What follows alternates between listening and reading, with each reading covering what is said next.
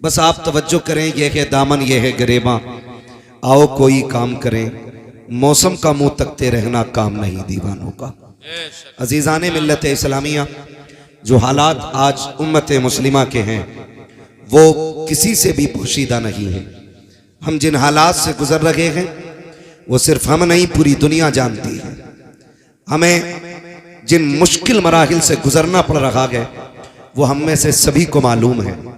और यकीनन हर बंदा यही सवाल करता होगा कभी खुद से भी कि इन मुश्किलों से कब निकला जाएगा, वो कौन सा दिन आएगा जो हम इन मुश्किलों से छुटकारा पाएंगे, जो हमारे लिए आसानियों की राहें हमवार होंगी। तो याद रखिए डॉक्टर इकबाल का वो शेर हर एक के लिए सबक है कि मोहम्मद से वफा तूने तो हम तेरे हैं, ये जहां चीज है क्या लोहो कलम तेरे। कायनात हमारी हो जाएगी, सिर्फ इतना करना है हमें हुजूर से वफा करनी है। कितना करना है हमें हुजूर से, बोले हमें हुजूर से वफा करनी है। कोई ये उम्मीद लेके ना बैठे मौलवी फ्री जन्नत बांट के जाएगा। जन्नत मेरे बाप की नहीं, जन्नत रसूल पाक की है। मैं मीठी बातों की वजह से आपने मुझे नहीं बुलाया, मेरी कड़वी बातों की वजह से आपने बुलाया होगा। और मेरा मिजाज है, मैं आईना हूं, दिखाऊंगा दाग चेहरे के, जिसे खराब लगे सामने से हट जाए। अगर बात कड़वी लग जाए ना तो माफ करना या ना करना, अच्छी लगे तो दिल पे लिख के ले जाना, अच्छी लग जाए तो दिल पे लिख के ले जाना। मैं कोई बहुत पढ़ा लिखा बंदा नहीं, बस हुजूर के दीन का छोटा सा खादिम, और यही ड्यूटी लगी है कि आप लोगों से बात करता हूं, यही मेरी ड्यूटी है। आपसे मेरी इतनी गुजारिश है कि हुजूर से वफा करनी है हमें, और हुजूर से वफा करने के उसूल आप याद रखिएगा। कभी कभी बहुत खुशी होती है कि जब आप देखें कि हुजूर की नामूस की और इज्जत की और उनकी अजमत की बात आती है ना, तो बिना किसी फर्क के पूरी कौम रोड पे उतर आती है। वहां फिर ये नहीं रहता कि हुजूर के लिए उलमा ही निकलेंगे, हुफाज निकलेंगे, कुर्रा निकलेंगे, बल्कि मस्जिद के इमाम से लेकर के मजदूरी करने वाले शख्स तक, और मजदूरी करने वाले बंदे से लेके किसानी करने वाले किसान तक, और किसान से लेकर के घर के अंदर फ्री टहलने वाले नौजवान तक, और उस फ्री वाले से लेकर के स्कूल पढ़ने वाले तालिब इल्म तक, हर शख्स रोड पे उतर के कहता है अगर बात हुजूर की इज्जत की आएगी तो सिर्फ नबी हमारे नहीं, नबी कायनात के लिए नबी बन करके आए। सुभान अल्लाह, सुभान। ये कुसूल है, यहाँ आके कलेजा ठंडा होता है। आप देख रहे हैं थोड़े थोड़े शोशे छोड़े जाते, शोशे छोड़े जाते, लेकिन माफ कीजिएगा आज सबसे बड़ा इस उम्मत को जो नुकसान पहुंच रहा है हमारी कौम में छुपे हुए दलालों से पहुंच रहा है। मैंने बहुत कड़वी बात कह दी, अगर कोई हो तो सुधारे अपने आप को, बुरा ना माने। ये हर गांव की कहानी है। कल जहां जलसे में गए ना कमरुद्दीन भाई, वहां पता ये चला कि 2 मुस्लिम पार्टियां हैं प्रधानों की। एक पार्टी ने जलसा कराया, दूसरी ने बैंड लगवाया, और दोनों ही कलमा पढ़ने वाले लोग, दोनों ही कलमा पढ़ने वाले लोग। एक ने कहा कि भाई प्रधान जी बोल रहे हैं, हम बच्चों ने प्रोग्राम रखा है, तो कह दिया ठीक है कर लो। दूसरे ने कहा 5000 पब्लिक है, पूरा गांव मुसलमानों का, और जबकि हमारे जलसों में कोई विवादित गुफ्तगू और झगड़ालू लोग कभी कभी नहीं आते, इसलिए कि ये हुजूर की महफिल है, यहां आवारा और गुंडों का कोई काम भी नहीं है। लेकिन उसने क्या कहा, उसने कहा 5000 पब्लिक है, जलसा बंद कराओ वरना झगड़ा हो जाएगा। लो फिर बैंड लग गया। हुआ यूं कि पैसे गए, जलसा हो गया। नुकसान किसका हुआ? बोले, बोल सकते तो बोले पीछे वाले लोग। किसका नुकसान हुआ? हमारा नुकसान हुआ। आपसे सिर्फ इतनी बात कहने के लिए आया हूं। आज जो हवाएं चल रही है ना, दौर का तकाजा है, हालात का तकाजा है। कुल उम्मत मुस्लिमा को एक जगह इकट्ठा होना पड़ेगा और जो आपसी इख्तिलाफात हैं, किसी के मैंड का झगड़ा, किसी के खेत का झगड़ा, किसी के प्लॉट का झगड़ा, किसी के रास्ते का झगड़ा, किसी की जमीन का झगड़ा, किसी की इज्जत का झगड़ा, किसी की नाक का झगड़ा, किसी की मूंछ का झगड़ा, ये जितने झगड़े हैं ये सारे एक तरफ रखो और सब मुस्तफा की गुलामी में आकर के एक दूसरे के शाना बशाना हो जाओ और दुनिया को बता दो मुस्तफा के चाहने वाले न कल अलग थे न आज अलग है। खुदा की कसम, जिस तरह मुस्तफा ने कलमे की रस्सी से कल जोड़ा था, आज भी उम्मत उसी रस्सी से जुड़ी हुई नजर आ रही। नारे तकबीर, नारे रिसालत, मसलके आला हजरत मौलाना हम्माद रजा मुरादाबादी। सुभान अल्लाह, सुभान। आज सबसे ज्यादा जरूरत है इत्तेहाद की। अपनी सफों में इत्तेफाक पैदा करें, वरना ये बहुत जिम्मेदार लोग बैठे हुए हैं। कोई मस्जिदों में सैकड़ों लोगों की क़यादत कर रहा है, कोई मदरसे में सैकड़ों बच्चों की जिंदगी सवार रहा है, कोई अपनी दरसगाह में ऐसी तरबियत दे रहा है कि कुरान वालों की दुनिया भी बेहतर हो जाए, आखिरत भी बेहतर हो जाए। मैं नहीं जानता आप इनके बारे में क्या कहते होगे। आपका कोई किसी के ये चचा होंगे, किसी के भतीजे होंगे, किसी के बेटे होंगे, कोई लल्ला कह के आवाज देता होगा, कोई भतीजा कह देता होगा, कोई चाचा कहता होगा। ये सारे रिश्ते बाद में हैं, लेकिन हुजूर की गुलामी का रिश्ता सबसे पहले है। ये सबसे पहले, ये सबसे पहला रिश्ता है।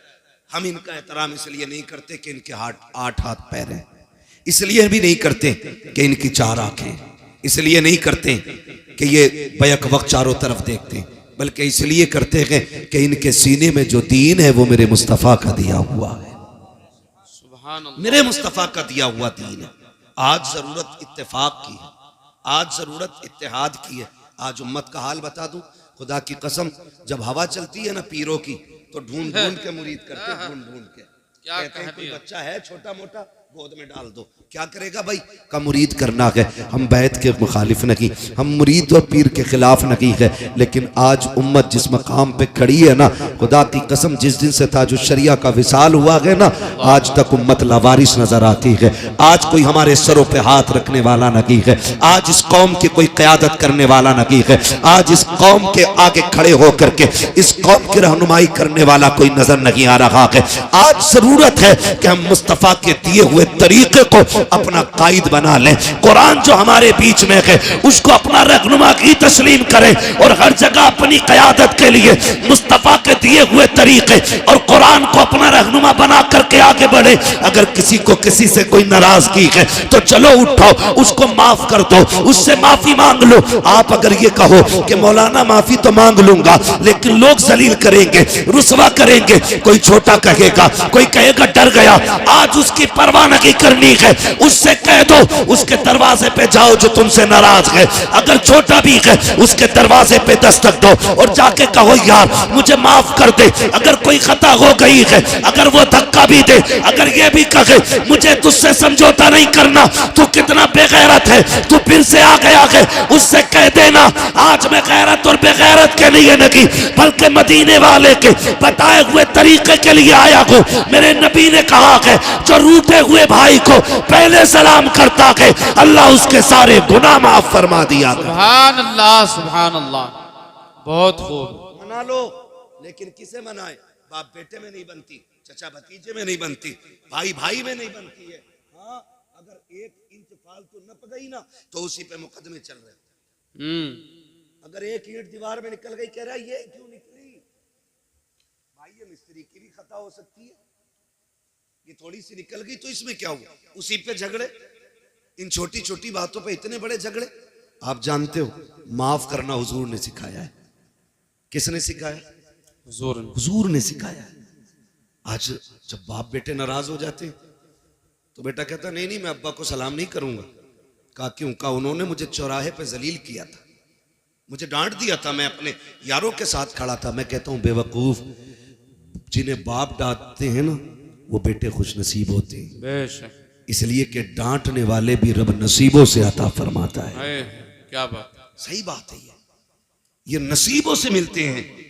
अगर बाप डांट दे तो गुस्सा ना करो, ये हक है उसका, क्योंकि वो बाप है, पावर है उसके पास, क्योंकि वो बाप है।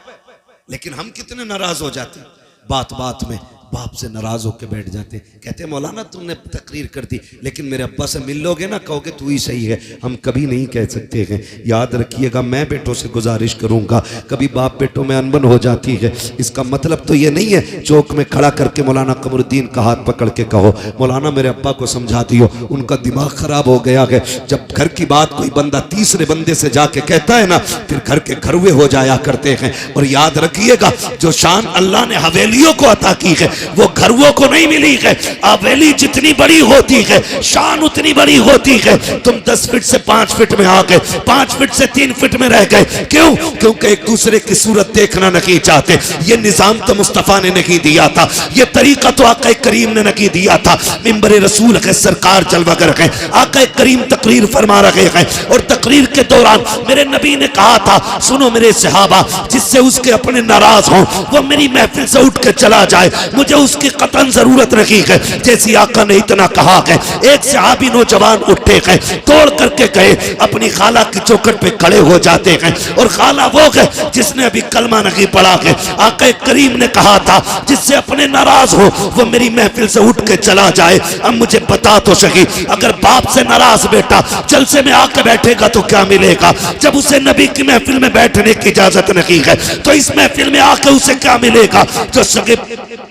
जो सगे भाइयों से नाराज है वो इस महफिल में क्या लेने के लिए आया है? जिसने अपने रिश्तेदारों से मुंह मोड़ लिया है वो यहाँ क्या लेने के लिए आया है? यहाँ पे वो बैठे जिससे अपने राजी हो। मेरे नबी ने कहा था, जिससे अपने नाराज हो वो मेरी महफिल से उठ के चला जाए। वो नौजवान उठते हैं और उठने के बाद दौड़ लगाई, सगी खाला के दरवाजे पे आए, अंदर से खाला निकल के आई, क्या बात है भांजे, आज कैसे आ गया? तू तो मेरा चेहरा देखना नहीं चाहता था, तू तो बात करना नहीं चाहता था, आज आंख में आंसू आ गए। कहने लगे खाला, जो मेरा नबी है ना उसने आज ऐलान किया कि जिससे अपने नाराज हो जाए वो मेरी महफिल से उठ जाए। कहा खाला माफ कर दे, मुझसे राजी हो जा। कहा रो क्यों रहा है? कहा अगर तू राजी नहीं होगी तो मेरा नबी मुझे महफिल में बैठने की इजाजत नहीं देगा। अल्लाह अकबर, इतना सुना खाला ने कहा था कि तेरा नबी इस अखलाक का मालिक है कि दुश्मनों से नहीं रोकता है। कहा नहीं। उसने कहा चल अब ये बातें नबी की चौखट पे होंगी।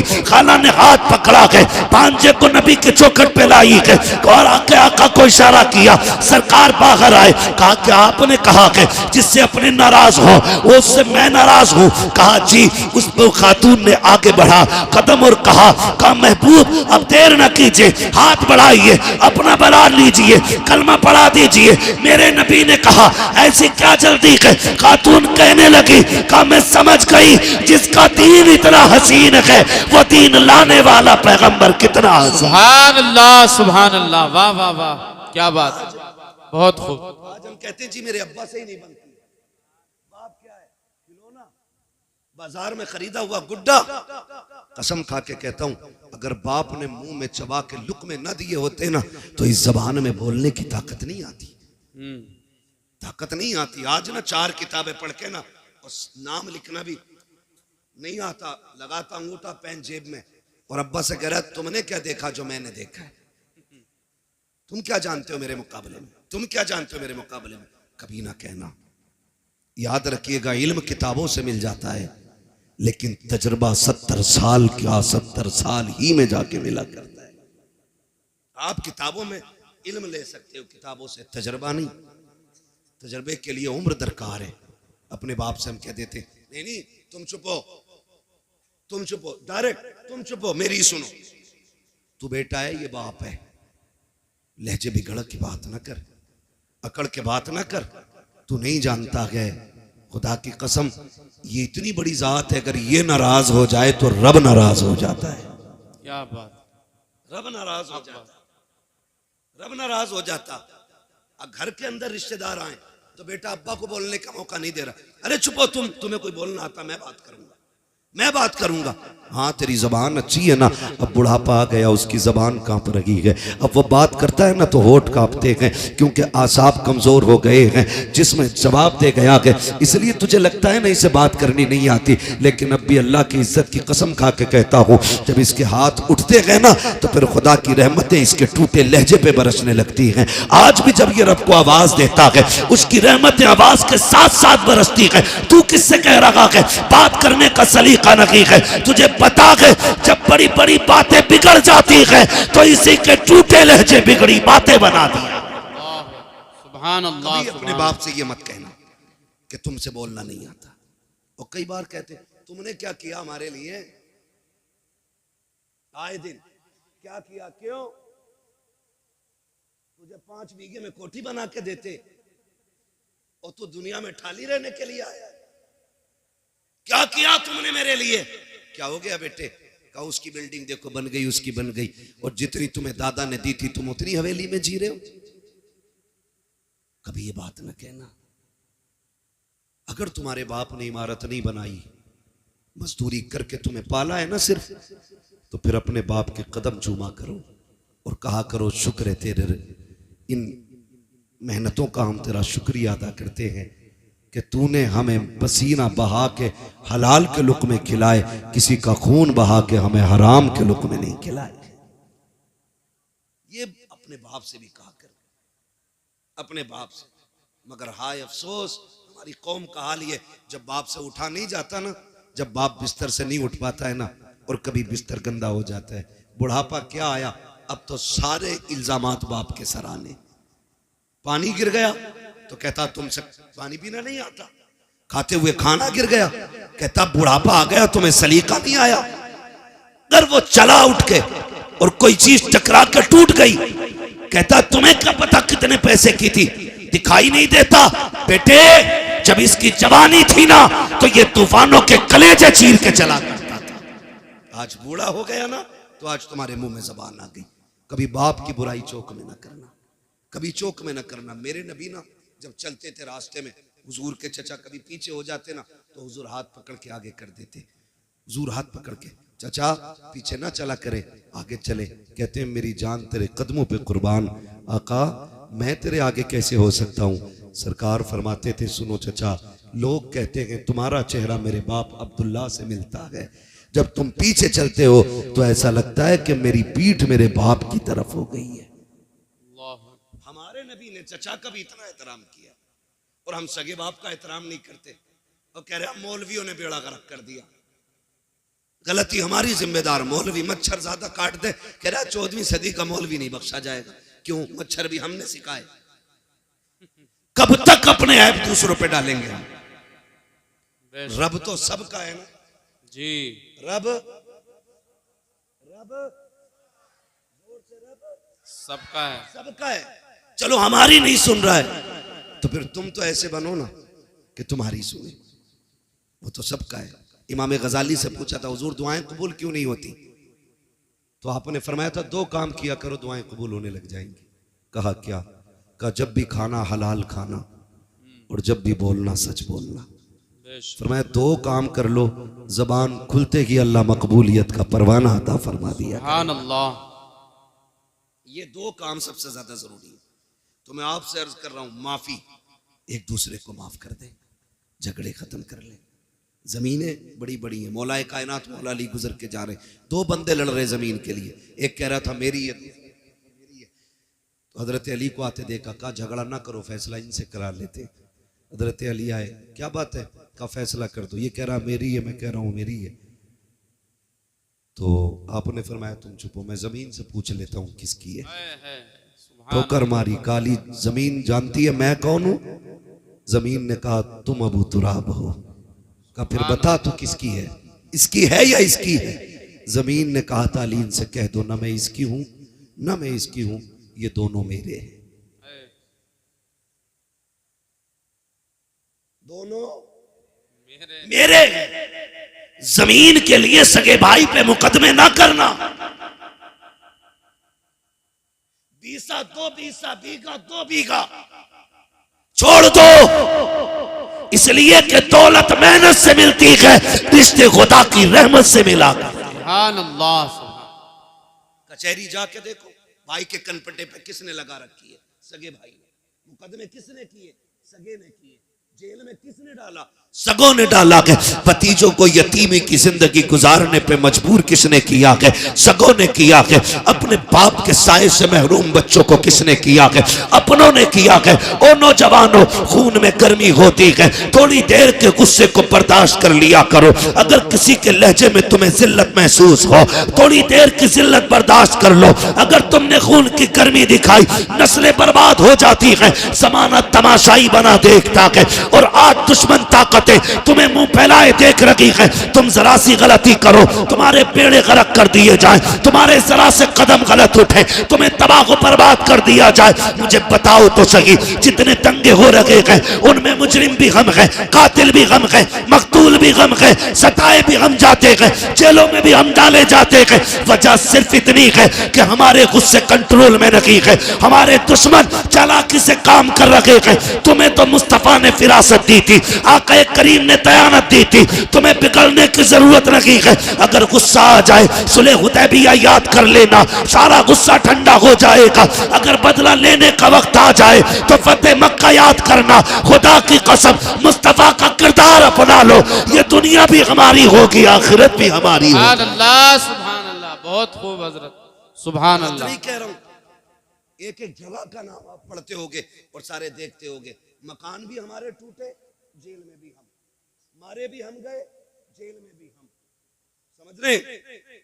मस्जिदों पे हमारी हमले, जेल में भी हम। मेरे भाई, गुस्सा गुस्सा गुस्सा कंट्रोल में रखो, कंट्रोल में रखो, वरना दुनिया तुम्हें लूटने पे लगी है, लूटने पे लगी है। 10, 20, 50 हजार, लाख, 10 लाख, 20 लाख ये मुकदमों में लग जा रहे हैं। हम भाई को सजा कराने के लिए 50,000 दरोगा को देने तैयार हैं, लेकिन भतीजे की जिंदगी बचाने के लिए 5,000 हॉस्पिटल में देने तैयार नहीं। ये हमारी सच्चाई है। और गौस का दामन नहीं छोड़ेंगे, आला हज़रत का दामन। अरे पकड़ा ही कब है हमें? छोड़ोगे क्या? पकड़ा ही कब है? किरदार देखें हम अपने।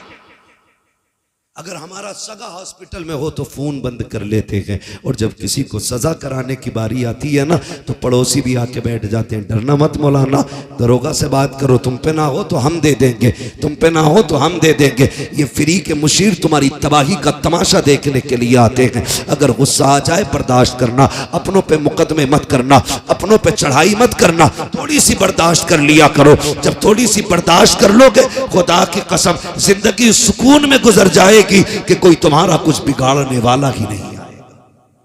इसलिए जरूरी है अपनी सफों में इत्तेफाक पैदा करें। झगड़े हैं तो एक दूसरे से समझौते करें, मोहब्बतें पैदा करें। बिरादरी का झगड़ा, खानदान का झगड़ा, जात पात के भेदभाव, इस्लाम इसकी इजाजत नहीं देता है, इस्लाम इसकी इजाजत नहीं देता है। याद रखिएगा, अल्लाह के नजदीक वो अजमतों वाला है जो दुनिया में ज्यादा तकवे वाला है। जैसा आपका तकवा वैसा ही आपका मकाम अल्लाह की बारगाह में बुलंद है। इसलिए मेरी गुजारिश है, पठान, खसाब, जमींदार, ठेकेदार बाद में बने, रब के वफादार बंदे पहले बनने की कोशिश करें। हम लोग पहले बनने की कोशिश करें। भाई क्या होता है जानते हैं आप? आज जाके देख लो, हॉस्पिटल में जितने भी झगड़े होंगे भाइयों ने मारा होगा। थाने में जाके देखो तो दोनों तरफ भाई होंगे। कचहरी में जाके देखो, एक वकील के बिस्तर पे भाई है तो दूसरा भी भाई है। ये कंडीशन है। भाई क्या होता है? करबला सुनी है ना, जानते हो ना करबला? करबला में एक भाई को हुसैन कहा जाता है, दूसरे भाई को अब्बास कहा जाता है। तवज्जो है सारे लोगों की? मैं बताने लगा हूं भाई किसे कहते हैं। एक भाई को हुसैन कहा जाता है, दूसरे को अब्बास कहा जाता है। अब्बास वो है जिसने कभी इमाम अली मकाम का नाम नहीं लिया था। पूरी जिंदगी कभी भाई कह के आवाज नहीं दी थी, जब भी कहा था आका कह के आवाज दी, अपना सरदार कह के आवाज दी, कभी भाई नहीं कहा था।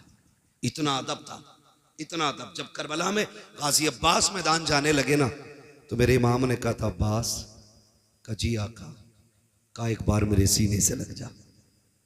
दौड़ के आए, सीने से लग गए। आपने कहा मुझे भाई कहने लगे मेरी माँ उम्मे बनीन ने कभी सिखाया ही नहीं था कि मैं आपको भाई कहूँ। कहा बचपन से मुझे सिखाया था कभी हुसैन को भाई ना कहना। मैंने कहा था अम्मी उनका बाप भी अली, मेरा बाप भी अली, मैं भाई क्यों ना कहूँ। तो मेरी माँ ने कहा था तू उम्मे बनीन का बेटा है, वो फातिमा ज़हरा का बेटा है। ये अदब सिखाए गए, ये अदब, ये तहजीब सिखाई गई। काश तो भाई कह दे।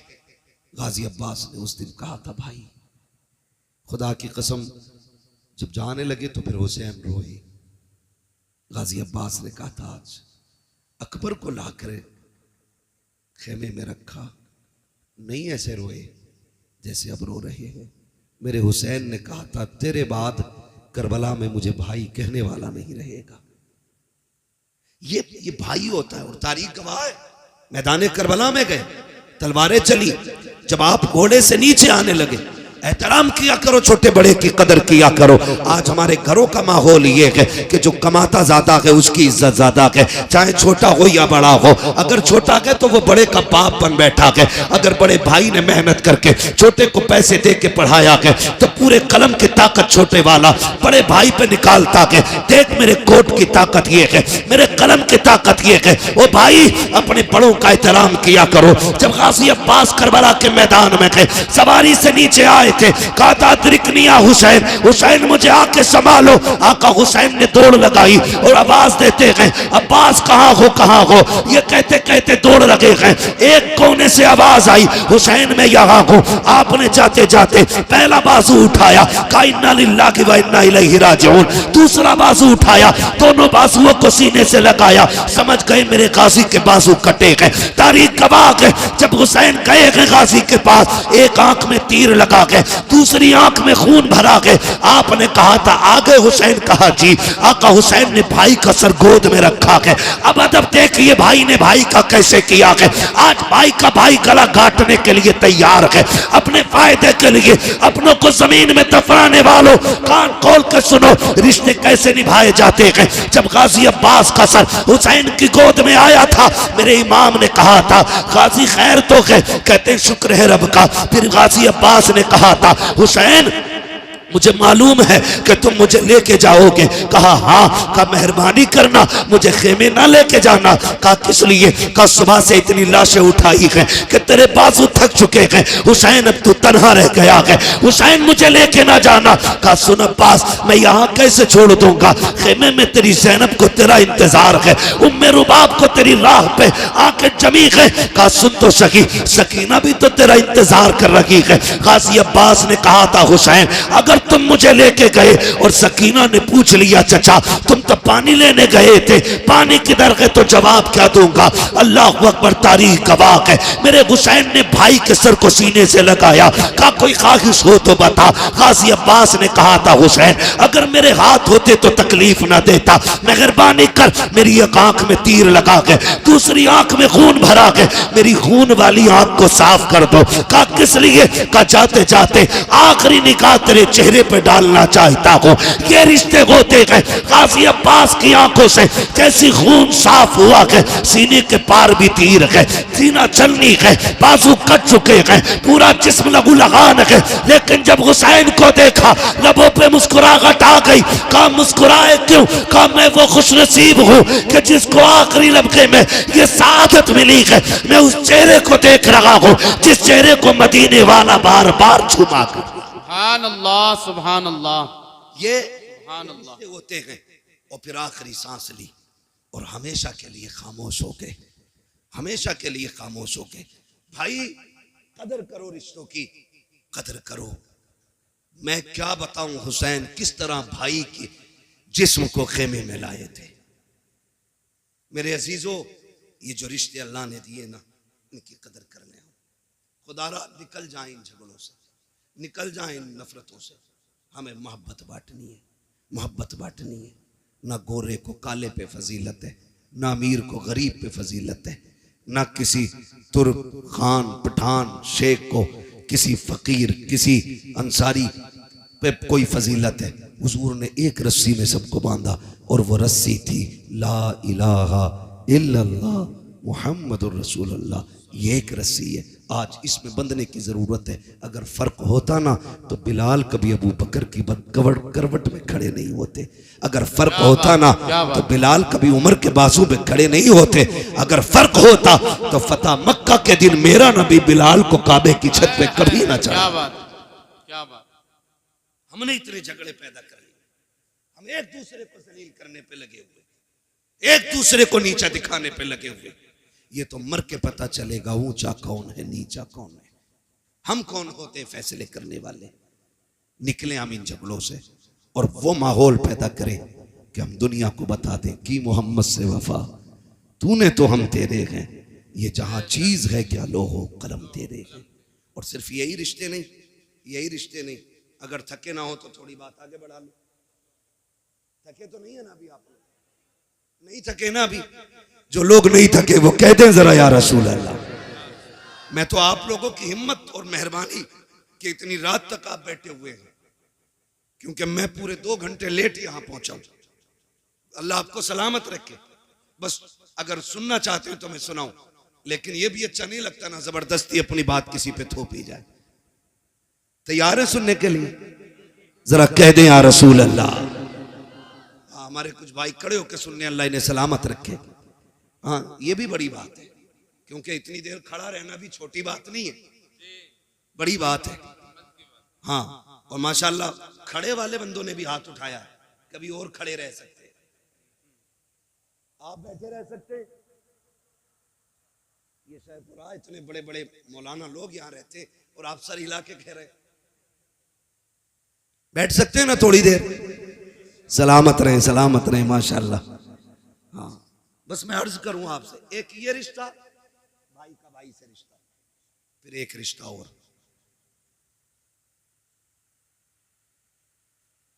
बेटी का रिश्ता, बहन का रिश्ता, ये भी मजबूत करने। कोई भी किसी का भी दामाद हो, उससे मैं गुजारिश करना चाहूंगा, ससुराल में जाके तोप ना बना करो। दामाद है, कोई तूफान नहीं है तू। हमने ऐसे भी हज़रत दामाद देखे जिनकी मोहल्ले में कोई औकात नहीं अपने, वो ससुराल में टांग पे टांग रख के बैठे होते।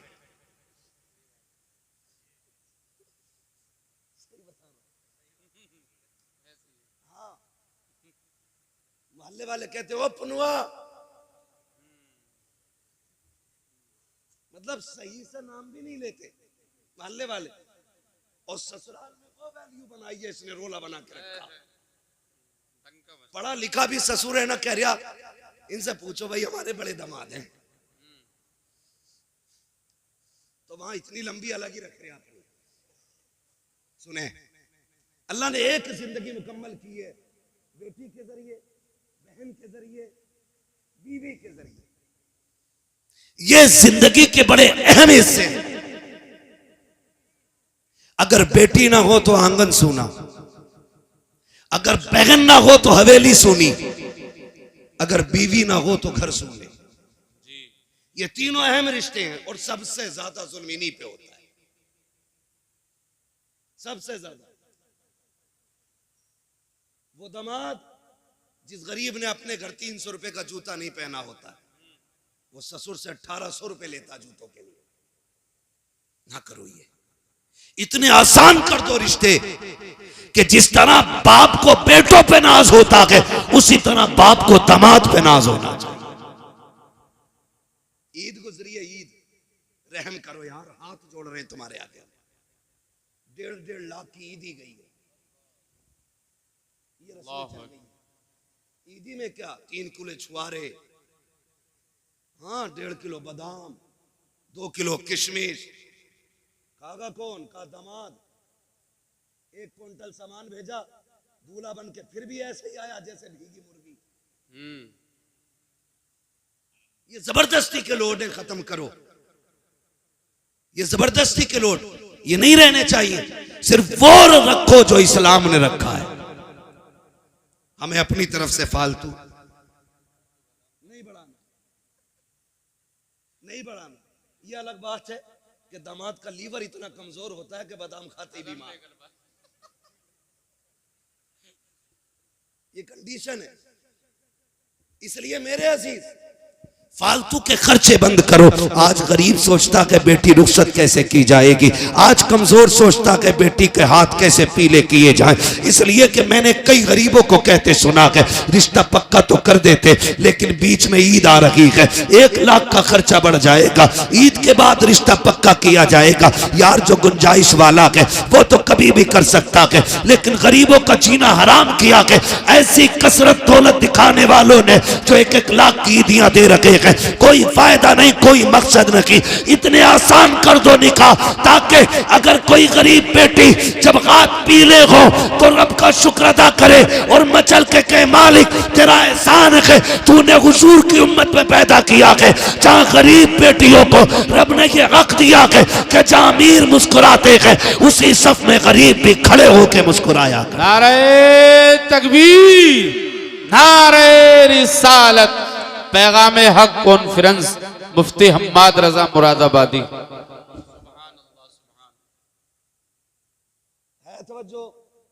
आसान करेंगे इंशाअल्लाह निकाह, इंशाअल्लाह। बोले इंशाअल्लाह, जोर से बोलो इंशाअल्लाह।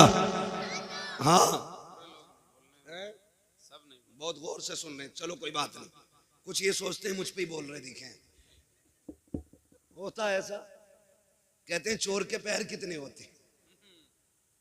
किसी को भी कहो कि मौलाना मुझे ही कह रहा होगा, मेरे पड़ोस वाले ने जरूर कही होगी। ये इस तरह के ख्यालात पैदा होते हैं। तो रिश्ते आसान करें, रिश्ते आसान करें। मैं सिर्फ एक बात जानता हूं, ये फ्रिज, गाड़ी, मोटरसाइकिल, कारें मांगने वाले लोग हो, मैं सिर्फ एक बात कहूंगा उन लोगों से जो मांग मांग के जहेज लेते हैं, यार जिसने बेटी दे दी उसने सारी कायनात उठा के दे दी। बेशक बेशक, मानते नहीं इस बात को जी। जिसने बेटी दे दी उसने सब कुछ दे दिया, सब कुछ दे दिया। उसकी हिम्मत को सलाम कि 22 साल 18 साल पाल के किसी अजनबी के हवाले कर देता है। और उसमें भी कह रहा पिलाई जो थी ना आधा इंची कमजोर रह गई, क्यों इस पे भैंसे बांधेगा? 2 इंची की पिलाई चाहिए बेड में, अलमारी में। कब्र के तख्ते क्या इंची के होते हैं? बोलो। यही होते हैं ना, 1 इंच, 1.25 इंच का तख्ता कब्र में लगना है और बेड में 2 इंची की पिलाई। क्यों? क्योंकि कब्र का तख्ता खुद अपनी मालियत से खरीदा जाता है, इसलिए 1.25 इंची से काम चला रहा है। और उधर हराम का रखा दिख रहा है ना, इसलिए 2 इंची की मांग के ला रहा है। और मैं तो कभी कभी सोचता हूं ये बुलेट के लिए जो चच्चा लड़ रहे थे ना, ये कभी बैठेंगे नहीं इस पे, बेइज्जती और करा ली। चाबी भी ना मिलेगी।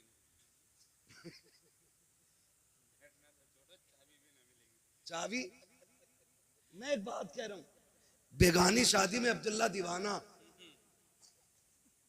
भाई जिसे मिलेगी वो सोचे। तू क्यों मरा जा रहा चच्चा? तू बेड की पिलाई की नहीं, कब्र के तख्तों की फिक्र कर। हमारी कंडीशन क्या है? दूल्हा बनता है बेटा, और बाप की खुशी का उस दिन ठिकाना होना भी नहीं चाहिए, क्योंकि ये बाप है। और जो दूल्हा बना वो इसका, इसमें भी शक है क्या? वो इसका बेटा है। ओ भाई अपने बाप ही का तो बेटा होता है ना दूल्हा। तो फिर भी कुछ सोच रहे कहीं मौलवी पकड़ ना ले किसी मसले में। मैं पकड़ने नहीं समझाने आया हूं। वो इसका, और ऐसे ना आज बैग यूं दबा के इधर इधर इधर इधर, खाना ठीक है, रोटी तो कच्ची नहीं रह गई, मिर्च सही है, हड्डी तो बेकार नहीं है, इसकी तो हड्डी ठीक है, अब तू लड़की वाले की हड्डी और चबा ले। ये कंडीशन होती है हमारी शादियों की।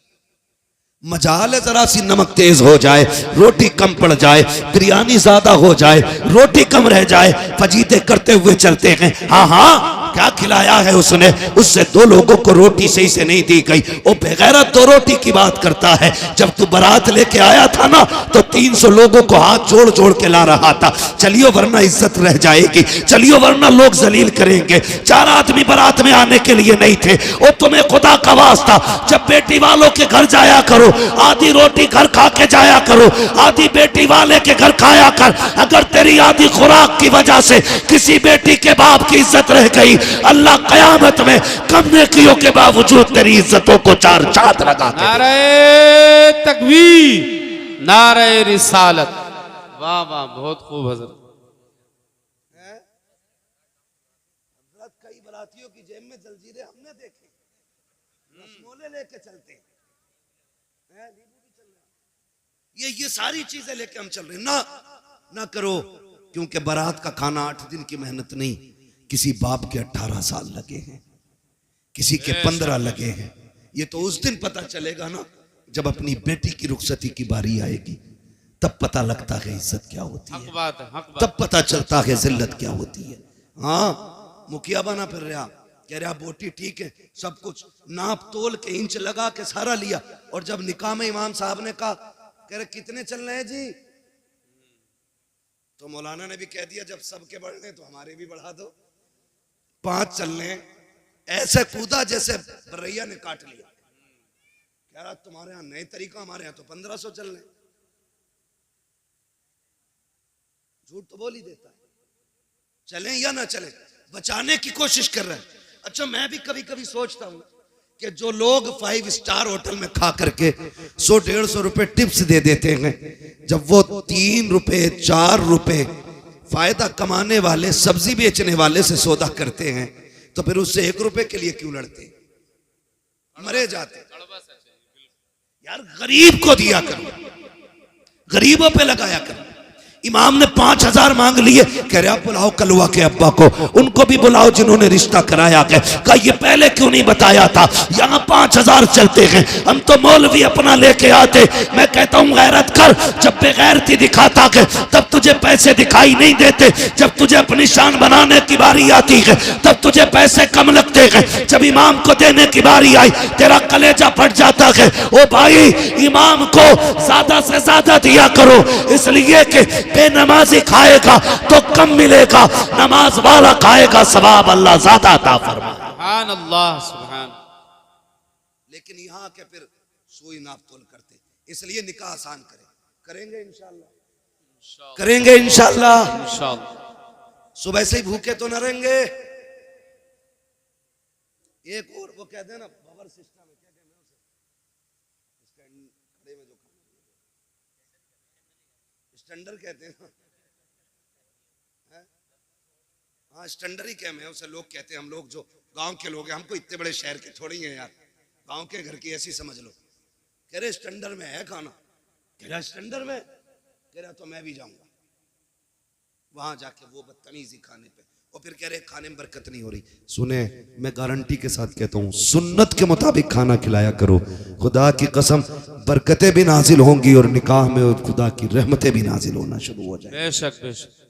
तो मैं आपसे जो बात कर रहा था, मैं ये कह रहा था ये रिश्ते हमने इन पे बड़ा जुल्म किया। बेटी का रिश्ता, बहन का रिश्ता, माँ का रिश्ता, ये सारी हमने मजलूम बना दिए, सारी मजलूम बना दिए। रिश्ते बहुत अहम होते हैं, इन्हें जोड़ने की कोशिश करो, तोड़ने की कोशिश नहीं करनी है, इन्हें जोड़ने की कोशिश करनी है। ईद गुजरी है, ईद उस दिन गुजरे, टांडे में 3 दिन ईद चलती है। इतनी बेगैरती है हमारी कौम के अंदर, क्योंकि अभी कटा नहीं ना हमारा कोई दीन के लिए, इसलिए ईद भी 3 दिन करेंगे, बदमाशियां भी करेंगे, डीजे भी बजाएंगे। ईद खुदा की तरफ से बहुत बड़ा तोहफा है, हम इसकी इज्जत करें, हम इसकी कदर करें। ईद के नाम पे टांडे बच्चियां भेज दी कि हक है उसका ईद में जाना, नहीं, ये गलत है। जो हक है वो दो उनको, जो नहीं है वहां उन्हें फ्री ना करो। दीन बड़ा मुश्किल है, वरना सच बताओ, जब तेरी मेरी बेटी बेपर्दा किसी बाजार में जाती होगी, फिर खातून जन्नत की बेटी सैयदा ज़ैनब के दिल पे क्या गुजरती होगी, खुद सोचो जरा।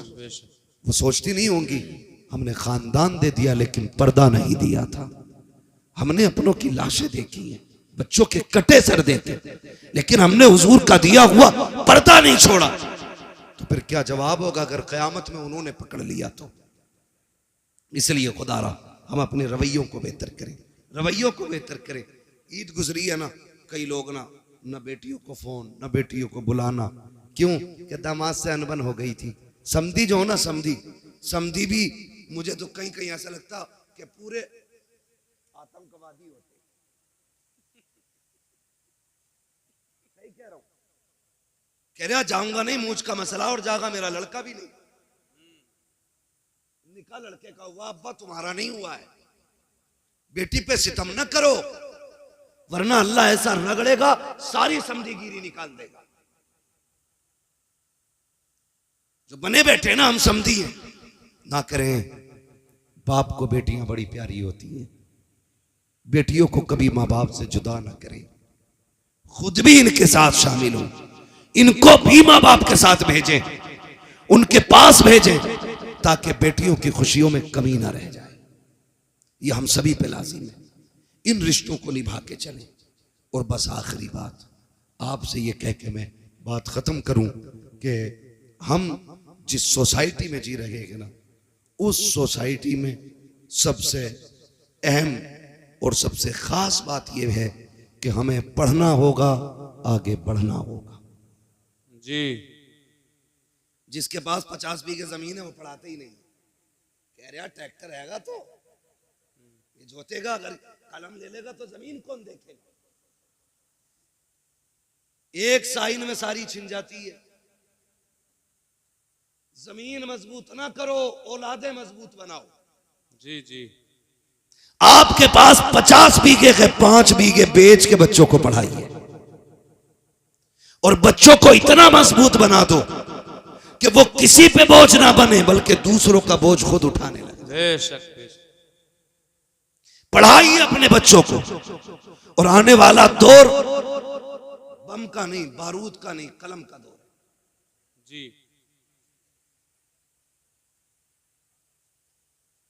ये बातें तारीख लिखवाते समय बता दिया करो, ताकि हम ये बता दें कि हम ये कब सुनाएंगे।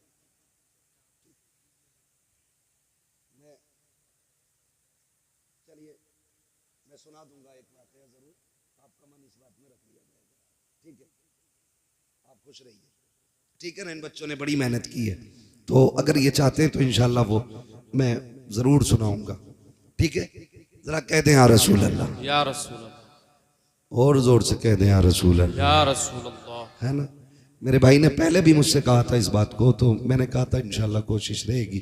ठीक है, लेकिन मैं क्यों, हाँ, और मैंने उसमें बीच में जिक्र भी कर दिया है थोड़ा सा, लेकिन मैं आपको बता दूं, बस नाराज ना हुआ करें, मैं ये बात बता दूं भाई कि कुछ चीज़ें ऐसी होती हैं ना जो मौके के साथ खास होती हैं। जी जी। खास होती हैं। करबला का जिक्र अगर मुहर्रम में हो तो फिर 4 चांद लग जाया करते हैं।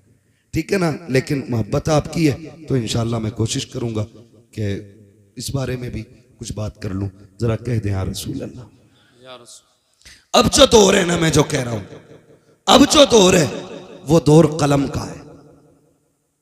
वही आगे बढ़ेंगे जो पढ़ेंगे।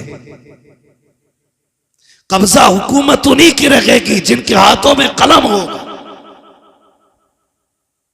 हम जो तोड़े गए ना, हमारी जहालत की बुनियाद पे तोड़े गए। हम जो पीछे धकेल दिए गए, हमारी नाकाबिलियत की बुनियाद पे पीछे धकेला गया। हम पैसे देकर के हाई स्कूल पास करते और फिर कहते मुसलमान थे इसलिए निकाल दिया। हाँ, 10% ये वजह हो सकती है कि हमारे मुसलमान होने की वजह से हटाया गया, लेकिन 90% हमारी जो पीछे हटाने की वजह होती है वो होती है हमारी लाइल्मी। नौजवानों, किसी ऐसे स्कूल में ना पढ़ना जहां पैसे लेकर के नकल कराई जाती हो। खुद मेहनत करना, और इतनी मेहनत करना कि अपनी काबिलियत से हर एग्जाम को पार करके मनसब हासिल करो। लोग कहते हैं कि काबिल लोगों को नौकरी नहीं मिलती। मैं ये कहता हूं, किसी मर्ज का इलाज बन जाओ, मरीज दौड़ता हुआ खुद तुम्हारी चौखट तक आ जाए। बेशक बेशक। इसलिए तालीम पे सबसे ज्यादा गौर करना है। पढ़ना है आज हमारे लिए ही सबसे ज्यादा जरूरी है। और जरूरी नहीं है कि मौलाना ही बनाए, मौलाना ही बनाए, ये जरूरी नहीं है। दीन की बुनियादी बातें सिखाइए, फिर बेटे को IAS IPS बनाइए, फिर बेटे को आप एक दीनदार वकील बनाइए। उससे कहिए तुझे हक के लिए मुकदमे लड़ने हैं, तुझे सच के लिए कोर्ट में आवाज उठानी है। ऐसे बेटे बनाओ और फिर तैयार करो अपनी कौम के नौजवानों को। हर कोर्ट में जब हुजूर का गुलाम खड़ा होगा ना और कह देगा मुझे झूठा मुकदमा नहीं लड़ना, मैं सच के लिए लड़ूंगा, लोग सोचने पे मजबूर हो जाएंगे आज के गुलामों का किरदार ऐसा है तो फिर नबी के उमर का किरदार कैसा रहा हो। सुभान अल्लाह। इसलिए पढ़ेंगे इंशाअल्लाह। बच्चे बैठे, नौजवान बैठे, PUBG कितना खेल ले हो, दबा के चल जाना, जिस कोने पे बैठ जाओ उठता ही नहीं। हाँ, हर वक्त यूं। क्या है ये, हमारा वक्त बर्बाद हो रहा है। कोई और कौम इतना नहीं खेल रही है, सच बता रहा हूं। हम रातों में चलते हैं, अगर रोड पे नौजवान मिले रात में हम समझ जाते हैं ये मुसलमानों का गांव है। और जहां वक्त से लोग सो जाते हैं हम समझ जाते हैं हम मुसलमान ही नहीं रहते, क्योंकि हमारा जो उसूल है ना वो बड़ा बेकार होता जा रहा है। रहन सहन खराब, तौर तरीके बदल गए। नौजवानों, अब मोबाइल चलाने का वक्त नहीं है, अब कलम चलाने का वक्त आ गया है। पढ़ो, आगे बढ़ो, ये साइंस तुम्हारे कदमों में होगी, ये तरक्कियां ये सब तुम्हारी होंगी, लेकिन शर्त है खेल छोड़ करके हमें तालीम की तरफ आना पड़ेगा। बेशक तालीम की तरफ आना पड़ेगा। ना हमारे अच्छे स्कूल हैं, ना हमारे अच्छे हॉस्पिटल हैं, ना हमारे अच्छे कॉलेजेस हैं, ना हमारे अच्छे मदरसे रह गए। क्योंकि मदरसों से तो लोगों ने नफरत इतनी कर ली ना, उन्हें लगता है कि ये मदरसे जो है ना सिर्फ चंदों के लिए हैं। नहीं, खुदा की कसम, अगर ये मदरसे ना होते हमारे चेहरों पे दाढ़ियां नहीं होती, अगर मदरसे ना होते सरों पे टोपियां नहीं होती, ये मदरसों की देन होती है। तुम्हें क्या लगता है जो सरे हुसैन ने नेज़े पे कुरान पढ़ा था, क्या सिर्फ वो इमाम हुसैन का कमाल था? नहीं, खातूने जन्नत ने दूध पिलाते वक्त कुरान सुनाया था, सर कटा के नेज़े पे हुसैन ने कुरान पढ़ के सुना। सुभान अल्लाह, सुभान अल्लाह। जब दरसगाह ऐसी होती है ना तो फिर बेटे ऐसे होते, फिर बेटे ऐसे होते। मैं आपसे अर्ज कर रहा था, खुदारा रिश्ते बेहतर करे और अपने बच्चों को तालीम दें, पढ़ाएं अपने बच्चों को, खुद भी पढ़ें, बच्चों को भी पढ़ाएं। अल्लाह ताला हमारी नस्ल को कुरान पढ़ने, सुनने, समझने की मौला करीम तौफीक अता फरमाए। और हुजूर के सदक़े में अल्लाह हमारी नस्लों में उलमा, हुफ़ाज़, कारी, IAS IPS अल्लाह हमारी कौम में पैदा फरमा दे। आमीन कह दो भाई, आमीन। हाँ, यह आमीन कहने वाली बात थी। तो पढ़ने की कोशिश करें। और मैं जमींदारों से, गुंजाइशदार लोगों से कहना चाहता हूँ, अगर आपके बच्चे किसी काम में लग गए हैं और आपके पास अब पढ़ने वाला बच्चा नहीं है ना, तो फिर आप ये तलाश करें कोई गरीब बच्चा हो जो आगे बढ़ना चाहता है, पढ़ना चाहता है, अच्छा है, ज़हीन है, अच्छे नंबरों से पास हुआ है, तो फिर आप अपने पैसे से उसकी मदद करके उसको पढ़ाएं और उससे कह दें अगर डॉक्टर बन जाए ना तो 6 दिन अपने लिए दवा देना और 1 दिन मदीने वाले के नाम पे तुझे फ्री दवाइयां बांटनी है। सुभान अल्लाह। करेंगे इंशाअल्लाह ये भी। हम चंदा करके, मेहनत करके जलसा कर लेते हैं, हम मेहनत करके मज़ारों के गुंबद बना लेते हैं, हम चंदा करके 5 लाख 7 लाख का मीनार बना लेते हैं। तो हम पैसा इकट्ठा करके अपने गांव के अंदर एक IAS IPS नहीं बना सकते? बोलो, बना सकते हैं कि नहीं? अगर हर गांव के अंदर एक IAS हो ना तो फिर कोई भी इलाका कमजोर नहीं होगा जी। ये याद रखिए। हमारे तो प्रधान भी ऐसे मुठा छाप होते हैं, ऐसे जाके कह रहे पुलिस वाले से, भाई क्यों आए गांव में, जबकि गांव का मालिक प्रधान होता है। पुलिस वाले को इजाजत नहीं है प्रधान की इजाजत के बगैर गांव में कदम रखे, लेकिन चच्चा को पता ही कुछ नहीं है क्योंकि पढ़े ही नहीं है। पढ़े, काबिल बने, अपने हुकूक जाने, जो आपको राइट्स मिले वो समझिए आप, ताकि कोई कमजोरी पैदा ना हो, ताकि कोई कमी ना रह जाए। पढ़ेंगे इंशाअल्लाह, वादा करें सारे इंशाअल्लाह। पढ़ाएंगे बच्चों को, पढ़ाएंगे कि दुकान कराएंगे? अरे बहुत पढ़ा लिया, अल्लाह को 10वीं पास है, चल बैठ दुकान पर जाकर शटर खोल। 10वीं पास करा के ना और बैठा दिया दुकान में, है ना, और फिर लल्ला ने 2 ही चीजें याद की, यस और नो, बस वही काबिल हो गया। साइन करने हमें नहीं आते, हम कुछ पढ़ नहीं सकते, तो क्या फायदा। कोशिश करें आज ही से कि एक हम बंदा ऐसा तैयार करेंगे जो हमारे गांव का होगा और आईएएस होगा, आईपीएस होगा। ये तैयारियां करें अगर वजूद को बाकी रखना चाहते हो, वरना ये सोच लेना दीन तुम्हारे ऊपर नहीं है आया यूं रशो तातार के अफसाने से, पासबा मिल गए काबे को सनम खाने से। हाँ, जिसने नबी की आल को कत्ल किया था वो यहूद और नसारा नहीं थे, वो इसी दीन का कलमा पढ़ने वाले लोग थे, वो हुजूर का कलमा पढ़ने वाले लोग थे। अल्लाह ने उनका ऐसा बेड़ा गर्क किया, आज उनका नामो निशान नहीं मिलता है। तो आपको क्या लगता है दीन हमारे ऊपर टिका हुआ है? हम कुछ भी कहें करें, अल्लाह को हमको जिंदा रख रही है, महज अल्लाह उसकी कोई मजबूरी है? वो तो ये कहता है अगर तुम मेरे दीन से खिलवाड़ करोगे मैं तुम्हें खत्म करके तुमसे अच्छे लोग ला के रख दूंगा। ये उसका ऐलान है। इसलिए खुद से कोशिश करो। वो कुरान की आयत करीमा में हाफिज तो नहीं हूं, इन्नल्लाह ला युगय्यिरु मा बिकौमिन हत्ता युगय्यिरु मा बिअनफुसिहिम। अल्लाह ताला किसी कौम के हालात उस वक्त तक नहीं बदलता जब तक कौम अपने हालात बदलने की खुद से कोशिश नहीं करती। हमें कोशिश करनी है खुद से। हमें फिर आप कोशिश करें, कामयाबी देना रब का काम करेंगे इंशाअल्लाह। इसी दीन के लिए करबला में शहादतें हुई है। खाली सुन के घर जाके हुसैनी नहीं बन सकते हो, किरदार में भी हुसैनी बनना पड़ेगा, अखलाक में भी हमें हुसैनी बनना पड़ेगा, तो और तरीके भी हमें करबला वालों के होने चाहिए। मैं आपसे अर्ज कर रहा था, रिश्ते निभा के चलें। जिस तरह आप मेहनत से बेटों को पढ़ाते हैं उसी तरह मेहनत से बेटियों को भी पढ़ाइए, बेटियों को भी पढ़ाइए। हम बेटों को इसलिए मेहनत से पढ़ाते कि ये बुढ़ापे का सहारा होता है, और बेटियों को इसलिए नहीं पढ़ाते क्योंकि वो पराए घर चली जाती है। ना करें, याद रखें, बेटे बुढ़ापे के सहारे होते हैं, बेटियां आखिरत का सहारा हुआ करती हैं। सुभान अल्लाह। उन्हें भी पढ़ाइए। और याद रखिएगा, जब बुरे वक्त में बेटे भी साथ छोड़ जाते हैं ना, तो फिर बेटियां ही काम आया करती हैं। ये भी याद रख लेना, फिर बेटियां ही काम आया करती है अगर बेटे भी साथ छोड़ जाए। क्या तुमने नहीं देखा कितने बाप घर के बाहर बैठे मिलते, कितने वीडियोस रोज के वायरल होते कि वो कहता मेरे बच्चों ने निकाल दिया, कोई कहता बहू ने घर में नहीं रहने दिया, कोई कहता बेटे ने धक्का दे के निकाला गया। ऐसे बुरे वक्त में भी बेटियां काम आ जाया करती हैं। तुमसे गुजारिश करना चाहता हूँ, खुदारा रिश्तों की कदर करो। तुम जानते हो बेटी क्या होती है? आओ जरा दिल पे हाथ रख के सुनो, मैं बताना चाहता हूँ बेटी किसे कहते हैं। जब मेरा इमाम आखिरी बार करबला के मैदान में जा रहा था, सारे लोग एक एक करके शहीद हो चुके हैं, मेरे इमाम ने तैयारी मुकम्मल की है। और तैयारी करके जब आप अपनी सवारी, जिसको मुर्तजिज कहा जाता है, आप अपने घोड़े पर सवार हुए। आज इमाम आली मकाम जब घोड़े पर आए हैं, अपनी सवारी पर बैठे हैं, बड़ी तेजी से सवारी को इशारा किया है। एक मर्तबा नहीं 11 मर्तबा हुसैन ने एड़ लगाई थी, लेकिन वो मुर्तजिज जो बैठते की हवाओं से बातें करता था, जिसकी रफ्तार बड़ी तेज थी, 11 मर्तबा इशारा किया, घोड़ा आगे नहीं बढ़ा।